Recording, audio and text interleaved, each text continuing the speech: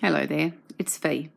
I'm just coming on before the start of this tutorial, to show you the finished product, but also to let you know the measurements that will be required to make this project.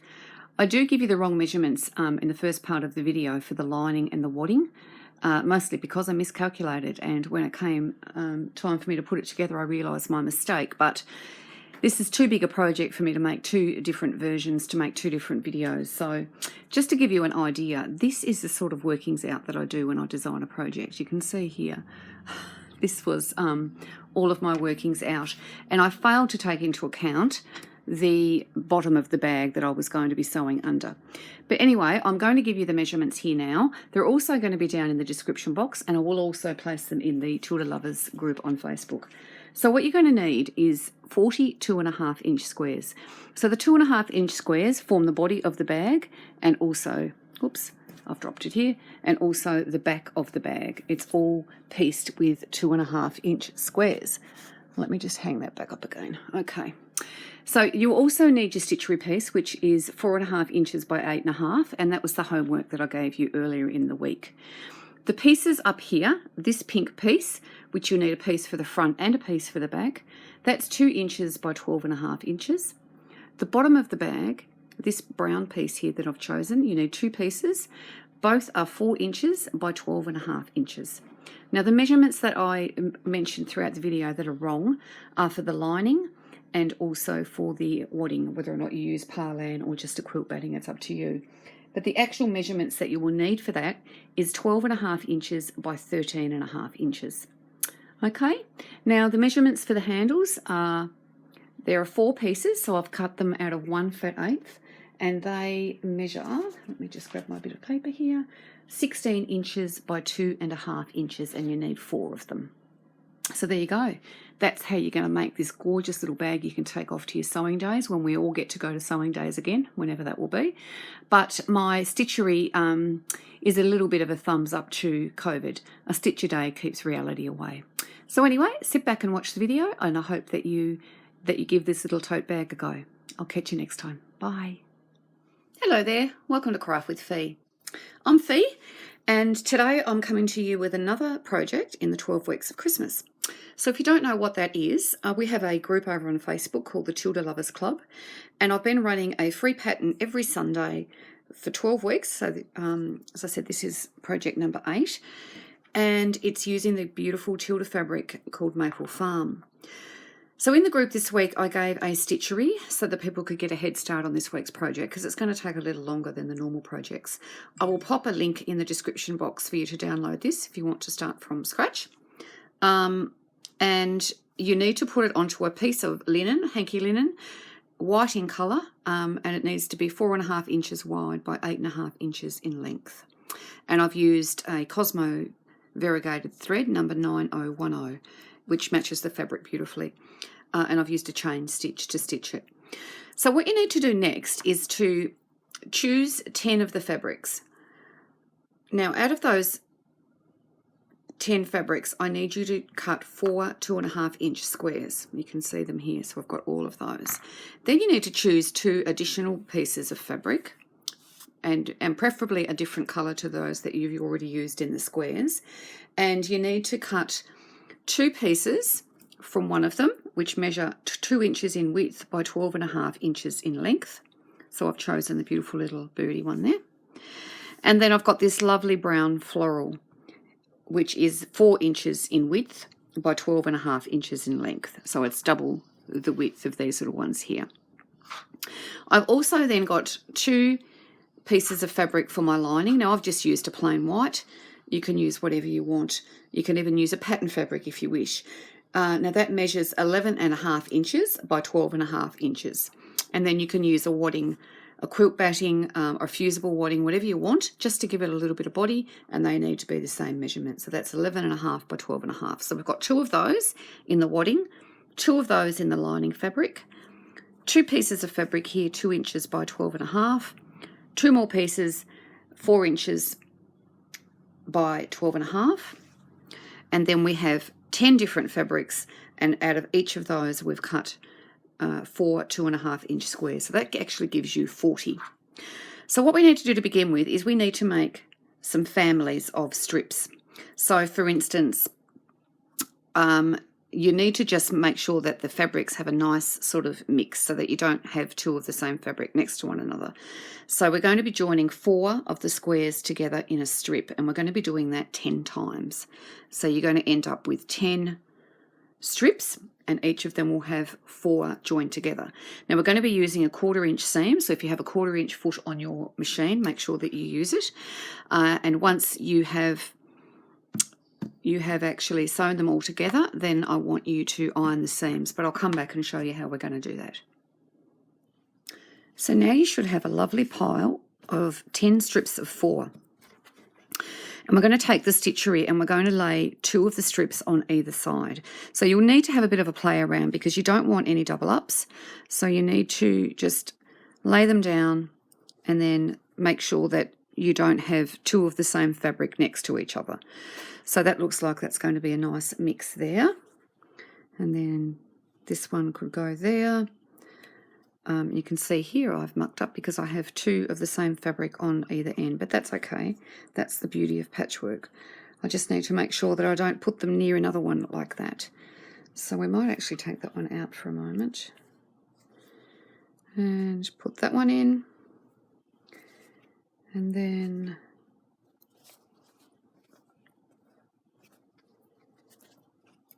maybe we'll go that way. There we go. I think that looks okay. So this will determine which way we iron our strips. So we'll just take that away for a moment and pop that there out of the way. And so this one here we will turn over and we will put our strips, we will iron them so that they go up ways. Okay? And just give it a bit of a press. I'll just turn that over and then press it again. Now don't stretch those seams, just let them lay naturally, as you can see there. So what we need to do now is to turn the other one over, and we're going to do these ones in the opposite direction, so they're going to be going upways. There we go, and then we'll turn it over and we'll iron from the front as well. So then we can join both of these together, and you will see once you've done that that you have one seam going that way and this seam is going that way.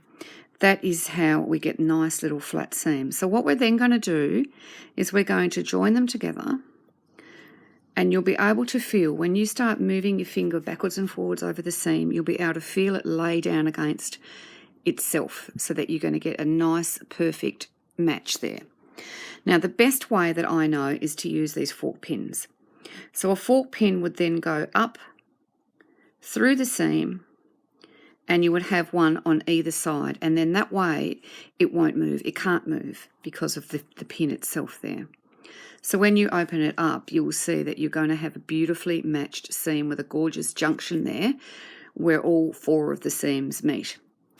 And you can, if you're careful, sew over these fork pins, just very, very carefully. But you can start pulling it out as well as you go over it if you're worried. But these fork pins do keep that seam in place because it can't move. If you don't have fork pins, you might be able to source some from Kitty Rose Cottage. I know she's got some in stock, or some other places on the internet. Look up fork pins. But the other option is to use a normal pin, and you put one in each side of the seam, and that should do the same job. So then you move along to the next seam, and the same thing, you pop them together, you take the time and make sure that they're going to lie properly. And then we do the exact same thing for the third one. And as I said, we just feel it, push it down, and you'll feel them marry up together properly underneath your finger. Okay, so we've got all 3 of our seams there. So now we're going to sew all the way along here with a 1/4 inch seam, and I'll come back and show you the result. And there we have it. I've removed the fork pins, so then we can just open that out like that, and you can see that we've now got the beautiful junctions there, and they're all perfect, and that's because of the pins and the way that we've ironed. So we're just going to give it a little press. So we're actually going to press over the sewn line, and what that does is that it actually sets the seam. You need to do that, and then we open it back out and press it out with your fingers first so that you're getting the full width of the fabric out, and then we just give it a nice press, and then you have a beautiful set of eight 2.5 inch squares. So we can then go ahead and stitch that to the side of our stitchery, and you can see that it's the perfect measurement. So we would then take this over and sew down here.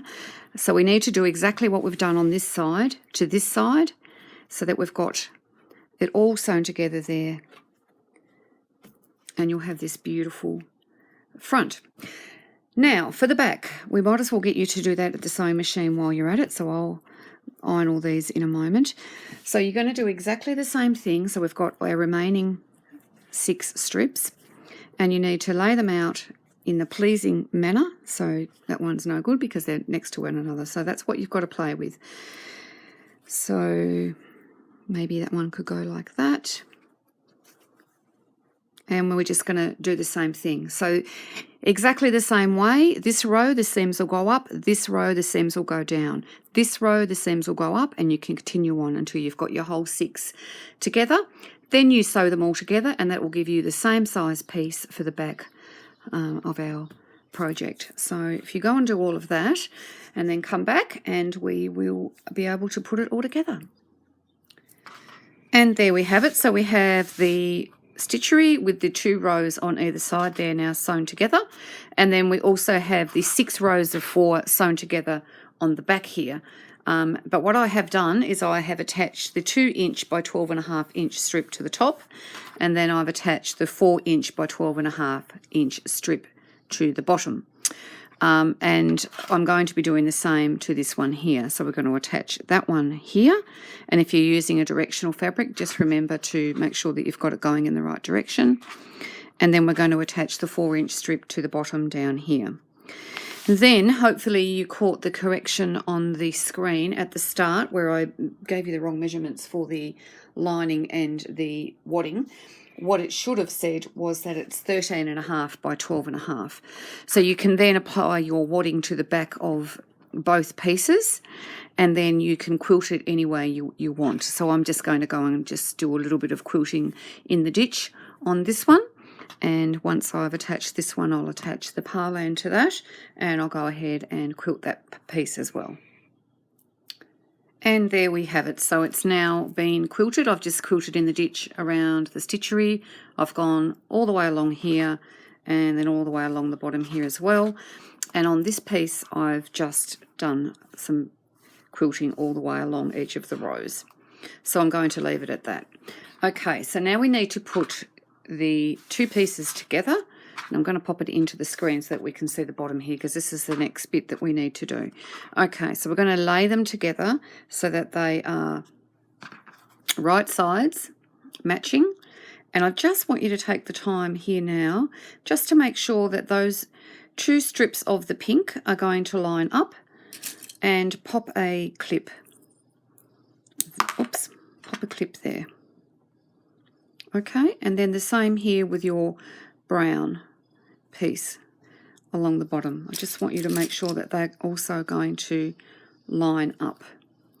Okay, so we'll do the same on the other side here, because even if it's a fraction out, it's not going to look nice. So just take the time just to make sure that they're going to match up. And then if we're a little bit out at the end, it won't matter, but we don't want to be a whole heap out. Okay, so this is the bottom.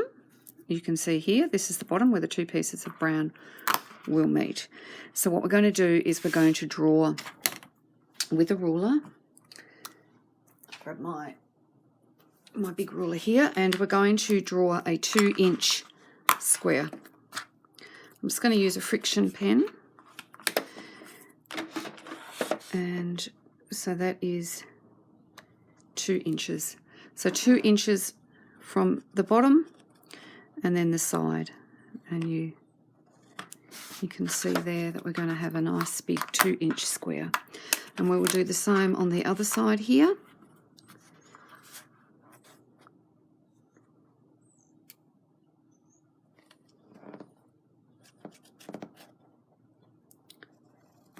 Okay. And we'll take our scissors and we're going to chop that out.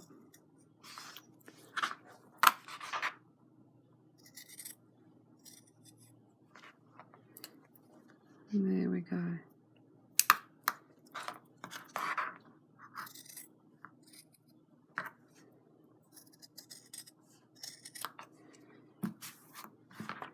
Okay, so we're going to now take it to the sewing machine and we're going to sew all the way down to there, and then we're going to sew all the way across here, and then we're going to sew all the way along this side as well. Righto, there we go. So we've sewn all the way down the sides, we've sewn across the bottom, and what we're going to do now is we are going to pop our hand in so that the fingers come out through that little hole there, and now we're going to box the corner of the bottom of this bag. So you can see there that that is going to go together beautifully, but you need to make sure that one seam is going in one direction and that the other seam is going in the other direction. You can see there that they're going to do the same as we did with the squares before. They're going to lay against one another, and you can feel when they do that. Pop a clip in there just to hold them, and then we want to clip either side. And then we're going to sew with a 1/4 inch seam straight across the bottom of that, and that's going to give us our bottom of our bag. So we're going to do the same on the opposite side. Now the important factor here is to make sure that this seam here is laying in the same direction as you've got it on this side. So it's going this way, so we need to make sure that this one on this end is going that way as well. So we'll do the same thing, make sure that it's laying down against one another, clip it. So you do the middle section first always, just to make sure that that seam is going to marry up. And then we'll pop another clip in there. So same thing, we're just going to stitch straight across there. And there we go. You can see that I've sewn straight across the bottom on both sides there. So the moment of truth is when you turn this back to the right side, hopefully our side seams will match up. So you'll have a nice corner there. You can see that all 4 seams intersect in the middle, and that is very, very close to being okay. We'll turn it round to this side. Nice intersection once again with the side, and yep, that matches up as well. So that's going to give us a nice looking bottom. There we go. So that's the base of your bag. And isn't that lovely? So you've got a nice little fat bottom where you can stack a heap of stuff, and this little bag's going to hold quite a lot of your sewing supplies when you take it off to a stitching day. Okay, so now we're going to do the lining. So we'll just pop this sweet little bag aside while we do the lining. Now the lining is going to go exactly the same way, so you've just got to make sure that you have your fabric in the right direction. So you just have to make sure that your 12.5 inch side, so I'll just need to measure this. Whoops, got it the wrong way. The 12.5 inch side is this way, so it's going to go in that direction. So this will be the bottom corners down here. So this is your 13.5 inch side up here. So don't get it confused. Just make sure that you've got the right corner, the right side going in the right direction. So 12.5 inches across the bottom, and we're going to draw the same 2 inch corner and cut it out, and we're going to do exactly the same thing. The only difference this time is that we're going to leave an opening for turning. So we'll show you that. I'll just get rid of this, and then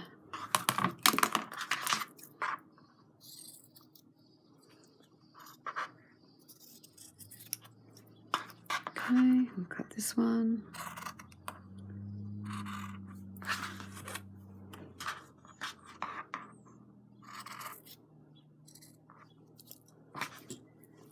So So there we have it. So we're going to stitch straight across the bottom as we did with the other piece, and we're going to stitch down the sides. But on one side, we're going to leave an opening. So the opening needs to be around 4 inches. So you can sew, I'm just going to pop this up against my mat here so that you can see. So you can sew from the top right down to say about here. Then we're going to leave 1, 2, 3, 4 at the opening, and then we're going to stitch from there through to there. So I'm just going to mark this here so that I know that when I go over to my machine, that's where I need to stop and start, and then we'll come back. So once that's been done and you've stitched all of that together, we're going to do exactly the same thing with this base here. So we're going to do what we did before, stitch it across the corners, and then we'll come back and we'll make some handles. So now it's time to make those handles. So we're going to choose a fabric. You can use all different fabrics if you want to, because you need to cut 4 pieces, but I have used the 1 piece because we actually need 10 inches in width of fabric. That is what a fat eighth is, so I've used just the 1 fat eighth to make my handles. So each piece that you're making here, now you need to cut 4 of them, needs to be 16 inches in length and 2.5 inches in width. So this is the 2.5 inches in width. Now you need to join 2 together, which is what I've done here. So you just join them on that short end there, and then I need you to iron the seam open so that it's nice and flat like that. So what we're doing here is to make 2 handles. So to make the handle, you then fold this joined piece in half, and I would press it at this point because that makes it much easier to sew. And then sew all the way down the length. So you're going to be sewing down, it's about 31.5 inches in length, all the way down this, so it's all together. And then you just need to turn it the other way. Now you can use a stick to poke it through. There's lots of different methods. I prefer to use my little hemostats here that I use in doll making. It makes it very easy to turn. Now we're not putting wadding in these handles. They don't need it, and it would make it much harder to turn.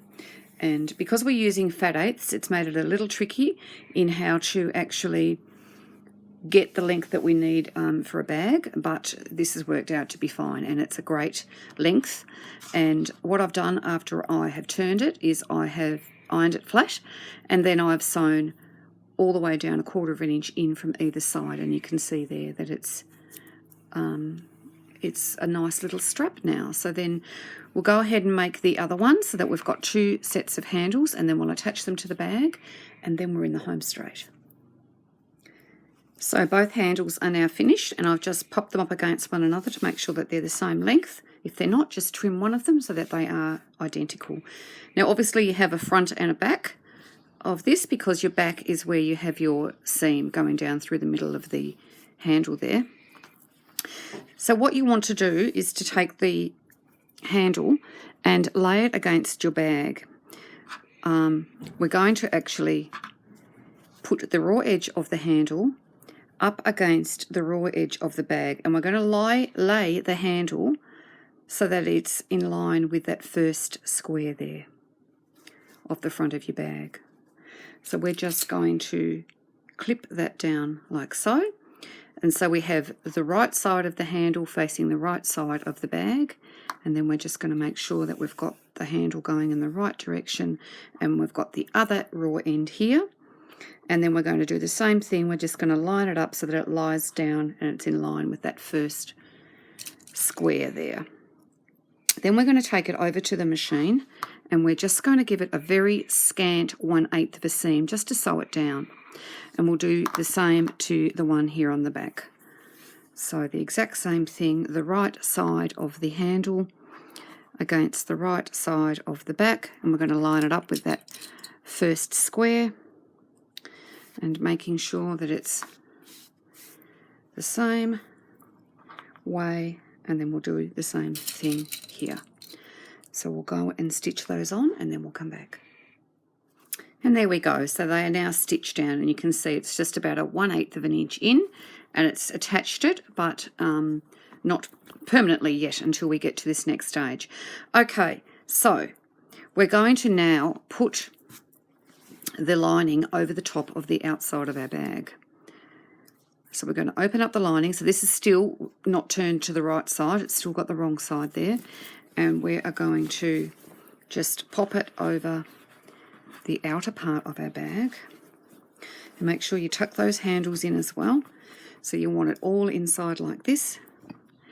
And then you are going to do the same thing with these seams. You're going to make sure that one goes one way and make sure it's the same way as it is down on this side seam towards the base.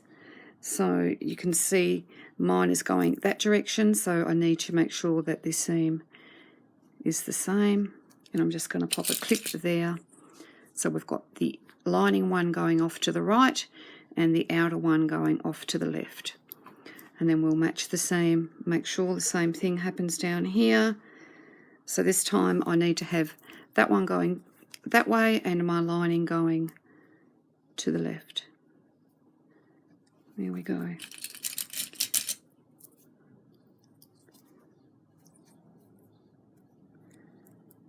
And then you can pop a couple of clips around the top of this bag.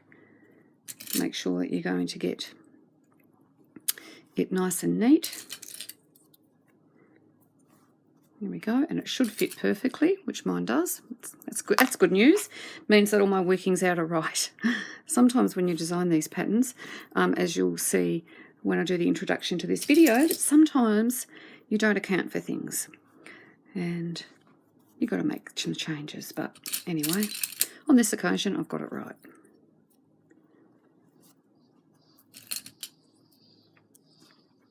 And there we go.